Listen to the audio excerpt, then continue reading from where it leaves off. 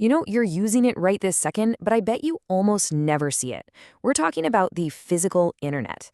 It's this kind of hidden empire of cables and clouds and satellites that really shapes our entire digital world. So in this explainer, we're going to pull back the curtain and see how it was built and, more importantly, who's really in control. I mean, just think about it for a second. Every single message you send, every video you fire up to watch, and yep, every single search you make. All that stuff, all that data, it has to physically go somewhere, right? It travels from point A to point B through this massive infrastructure that, let's be honest, most of us have probably never even thought twice about. And get this, today, that journey, it almost always passes through an infrastructure that was built, is owned, and is controlled by American companies. So that begs the question, right?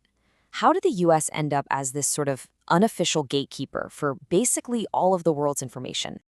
Well, the story doesn't actually start where you might think, like in Silicon Valley. Nope, it starts way, way down, at the bottom of the ocean.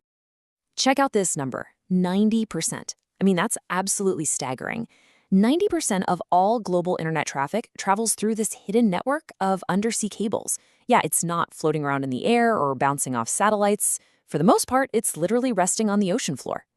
So what exactly are these cables? Well, picture this. They're basically bundles of glass strands, each one no thicker than a human hair. And they carry all our data, our emails, our videos, everything, as actual pulses of light, just zipping across continents at incredible speeds. This is the real physical backbone of our connected world. Okay, and here's the really crucial part. Most of these massive data highways, they're owned or at the very least controlled by US companies. And that, as you can imagine, gives them this profound influence over the very foundation of how information gets from one place to another on this planet. But look, the cables, that's just layer one. The control doesn't stop at the ocean floor. It extends all the way up into what we all call the cloud. You know, the term cloud is kind of misleading, isn't it? It's not some fluffy thing in the sky. It's very real, very physical, mega data centers. And when you look at who runs them, the market for renting space in those centers, well, it's completely dominated by just three American giants: Amazon Web Services, Microsoft Azure, and Google Cloud. And this is where you really see the core strategy. See, these companies, they don't just play in one part of the game. They control the entire stack. Think about it. They own the undersea cables the data travels on, and the massive data centers that store it, and the cloud servers that actually process it. This whole setup, this vertical integration, it creates this incredible dependency. Pretty much every other country has to rely on their systems to function. All right, so we've gone from the bottom of the ocean up to the data centers on solid ground. So where do we go next? Well, the third and final layer of this digital empire, it's up in orbit.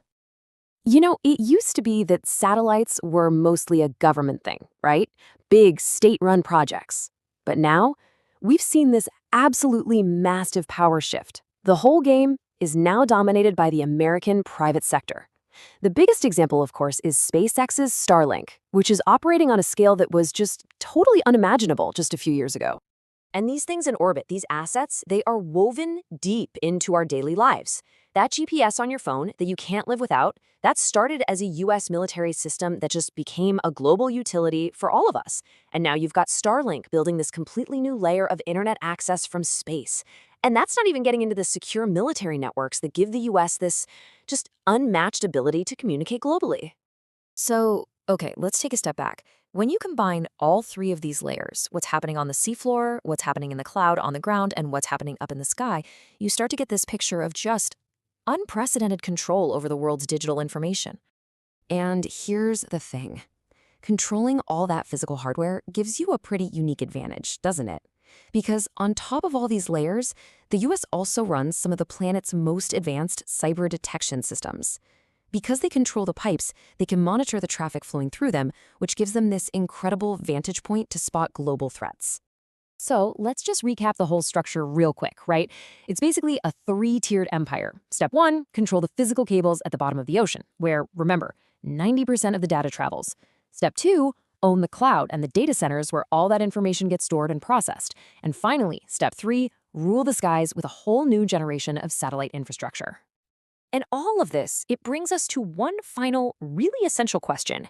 Is this whole structure a force for global stability? A system that protects the open internet and defends us all against threats? Or does it represent a kind of quiet corporate and government control over what has become the world's most valuable resource, information itself? It's definitely